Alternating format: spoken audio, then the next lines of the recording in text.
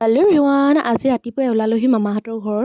এইফালে ৰাতিপুৱা বুলি কৈছোঁৱে, তো দেখিছেনে গৰম দিন আহিছে যে ৰ'দটো একদম মূৰৰ ওপৰত পোৱাহি গতেই লাগিছে। মানে এতিয়া প্ৰায় 9টা চাৰে 9টামান হৈছে। আৰু এইফালে আজি মানে তাঁত লগাইছিলে মামীয়ে। তাঁতৰ বিষয়ে ইমান জ্ঞান নাই, অকণমান শিকিছিলোঁ জীয়ৰীতে মাৰ পৰা। এতিয়া বোলো অকণমান শিকোঁ মামীৰ পৰা। এনেকৈ আচলতে শিকিবলৈ একো বয়স নালাগে বা শিকাৰ কোনো সময় নাথাকে নে কি কয়। অকণমান শিকিছোঁ, যদি পাৰোঁ আকৌ নিজেই লগাবলৈ চেষ্টা কৰিম। আৰু এয়া চাহ খাবলৈ দিলে আইতাই বেলেগ জমনি কথা এটা কৈ আছে, আইতাই হাঁহি দেখিছেনে। আৰু আমি এইফালে তেলপিঠা দি গাখীৰ চাহ খালোঁ। আৰু এয়া আমাৰ আইদেৱে পূৰা চুলিত মেথি গুটি লগাই থৈছে। তাৰপিছতে এয়া আমাৰ এগৰাকী আইদেউৰ আকৌ কাইলৈ পৰীক্ষা আছে দেই, পৰীক্ষাতে ভাল হওক।